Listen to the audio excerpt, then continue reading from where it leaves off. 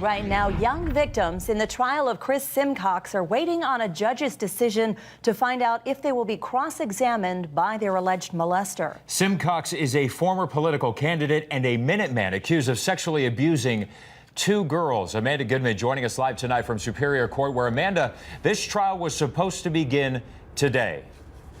Yeah, Brandon, I can tell you that the alleged victims and the state very relieved that it did not start, because if it had, well, those underage girls could have been put on the stand here as early as today. The problem that we had here was that an accused child molester was going to be allowed to cross-examine on the stand his own victim. That accused child molester is Chris Simcox. You may remember him from his days down at the border. He co-founded the Minutemen, a civilian group that patrolled the border and rose to national fame because of that. Now he's about to go on trial for allegedly molesting two young girls, but victims' advocates are outraged because it looks as though he's going to be allowed to cross-examine his own alleged victims. There can't be any more important right for a victim, especially a child sexual abuse victim, than not to be cross-examined by their own molester. The state did try and put a stop to this, appealing the trial judge's decision to allow it to happen.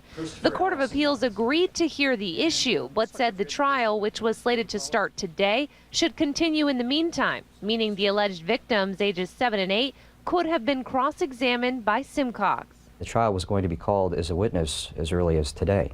After learning the state was not able to get the trial put on hold from news coverage, attorney Jack Willencheck filed an emergency motion on behalf of one of the victims with the state Supreme Court, seeking a stay in the trial until the Court of Appeals rendered its decision. The trauma that's caused by being cross-examined by your own molester can never be undone, but trials can be retried. The justice agreed, granting the motion and delaying the trial for now. So how is it that something like this can happen? This is the first time that this issue, where you have a criminal defendant representing himself and sexual abuse charges against minors, has come up.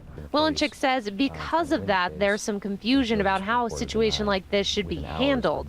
But he's confident the appeals court will not allow Simcox to question his alleged victims. This is something that just everybody knows is wrong. Okay, so Simcox, who maintains his innocence, he's fought the state on this, arguing that it is his constitutional right to confront his accusers.